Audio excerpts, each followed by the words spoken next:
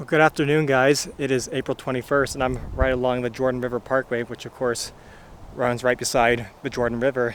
It's a river that runs from Utah Lake to the Great Salt Lake. And the park's a bit of a semi-natural area, so we got a mix of introduced vegetation, some manicured lawns, but also some native stuff going on. I see a lot of this terrible thing. This is Ulmus pumila, also known as the Siberian Elm. One of the most notably bad invasive trees around here, right there with Russian olive, which you can see a fair bit on the river bank. I'm sure I'll get to more of that in a second, but see a a close-up of the leaves here. Relatively close up. Yeah, it's a really obnoxious plant, grows very aggressively in riparian areas or anywhere it can get at least, I don't know, probably about 20 inches of rainfall. It can start growing ferally, so you see it growing in holiday everywhere.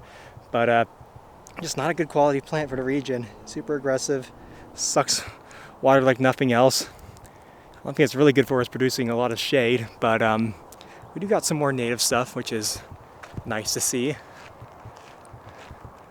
Like this, well, certainly native willow, Salix, I guess maybe exigua, the Sandbar Willow. That's a classic native one. We got some mallards over there too.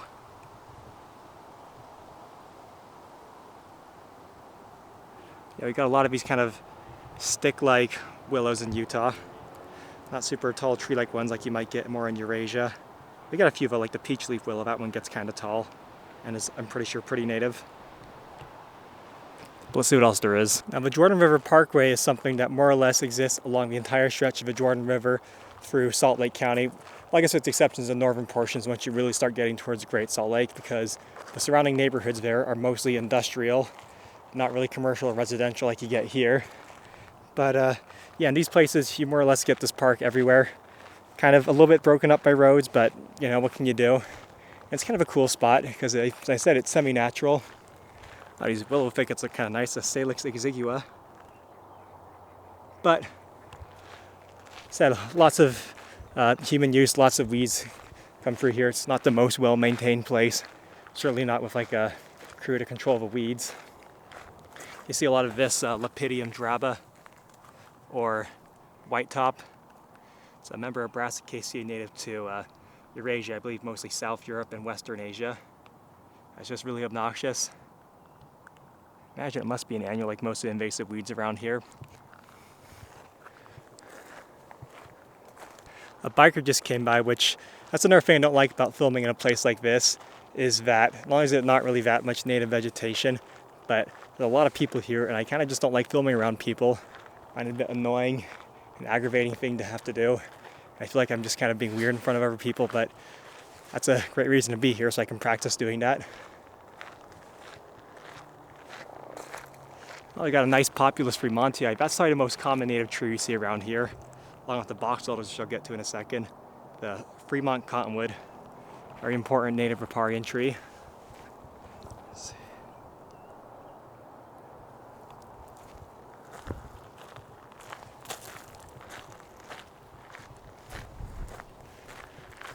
More to the leaves here.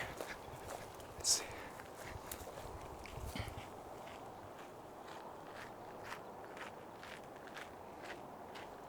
Yeah, as compared to the other native cottonwood, Populus angustifolia, it's got leaves that are, you might call that spade-shaped, not really long and linear.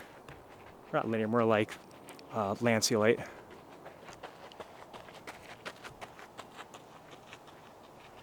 Yeah, it's a really healthy specimen. It's a tree that likes to grow, as I said, along riparian areas such as this place. Wow, there's a lot of people. Now, actually on the banks of the river here, see, it looks like it's kind of shallow right now. The river's not flowing so strongly, although maybe that's just a naturally low point right here.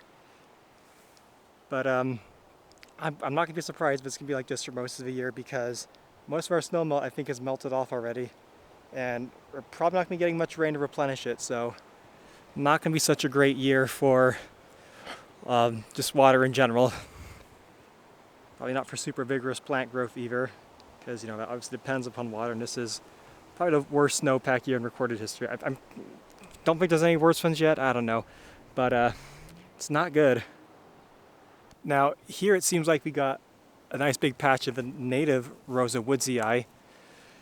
I'm pretty sure that's what it is, though it could be a hybrid, I guess, or even a non-native thing, because it's got no spines on the stem, or very few I should say, and the hips are rather fat and squat like this. Oh, that's a bit blurry.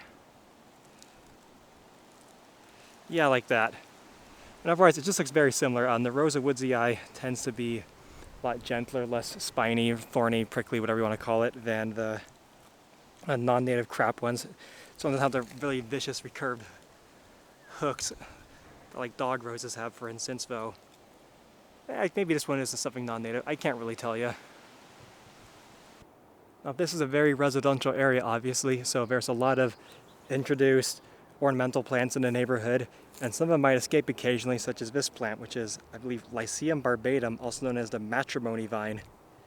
It's a member of Lycium, which is a genus of Solanaceae. It's a family found all throughout the world, but has most of its diversity in South America, and I believe in particular Western South America. But it's spread all throughout the world, and so has the genus Lycium. This plant, I believe, was originally native to China, like southern China, but now regrettably it's found in a lot more places, like all throughout Eurasia, and out here apparently where it's running a bit rampant. Not sure why it's called Matrimony Vine, but you can see it's kind of got some kind of solanaceous flowers.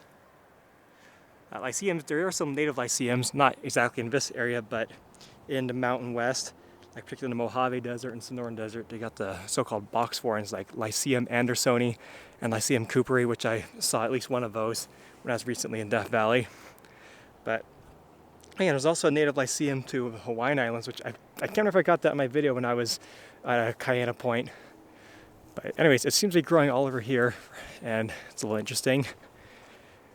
And what you might notice right now is that we're actually a lot higher than the other side of the bank, so this side is being eroded quite quickly.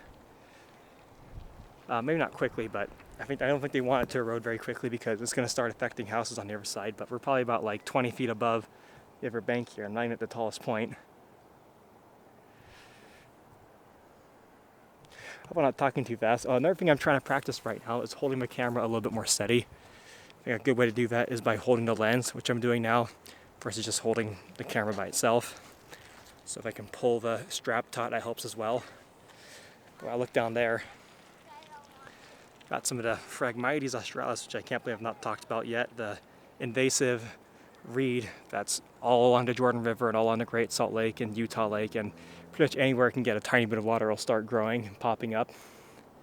Really nasty non-native one, but they're doing some work to control around Utah Lake, which is encouraging because I think they're actually looking at the possibility of completely exterminating it along with the carp, which is a really great thing.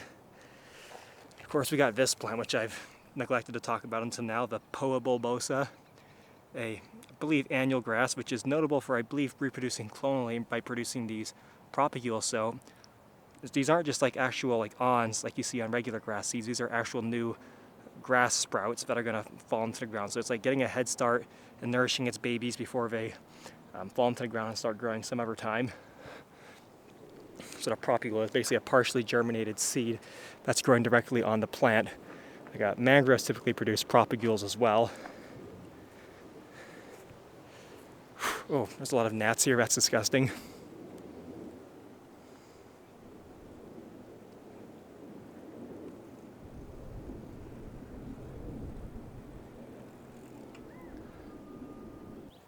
Another crappy non-native plant we got here, certainly more crappy than the matrimony vine, I think, is this thing, which is Sisymbrium altissimum, or tall Tumblemustard.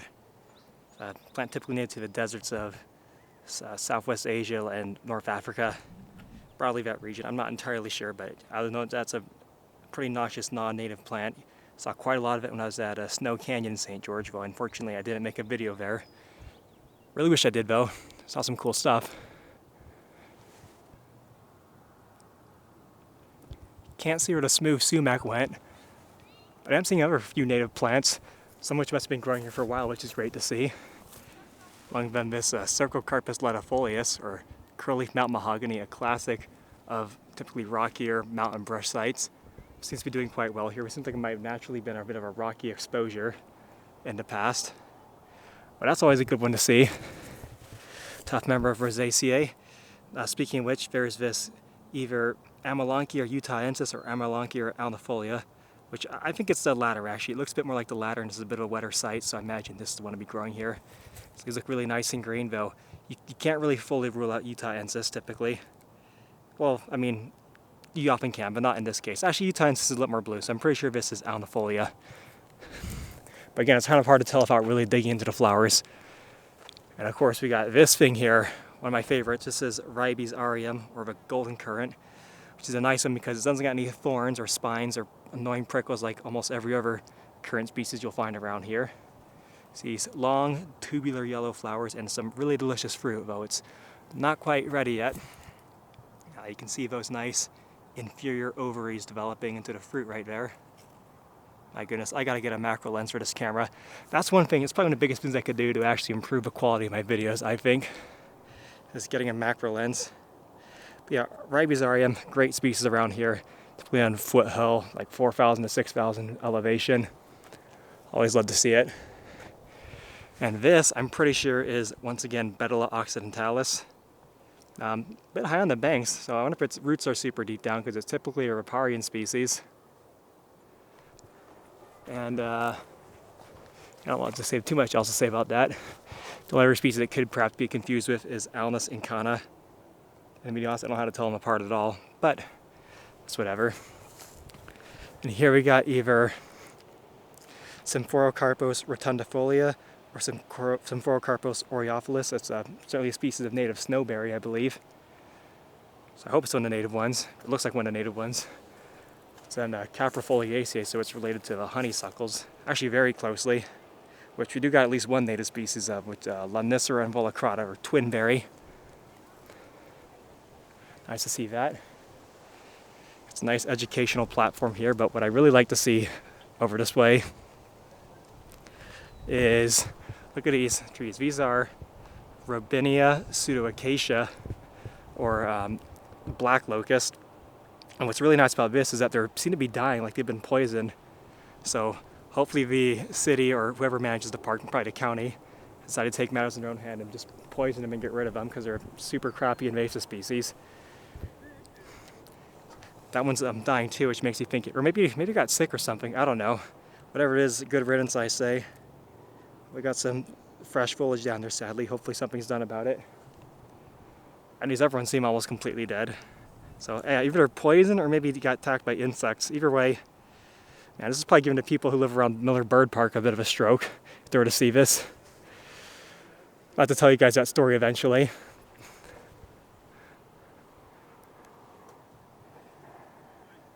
Yeah, got some nice, glad we've got some native vegetation here. Well, look at that, it's Prunus virginiana.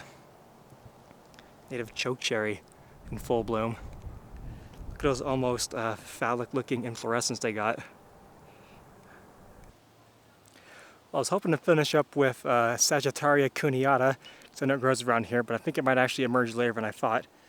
So those cute mallards. So instead, I will finish up with this plant. This is Nasturtium officinale, also known as watercress, which is unfortunately an invasive, unlike Sagittaria cuneata, which is a nice native in riparian areas.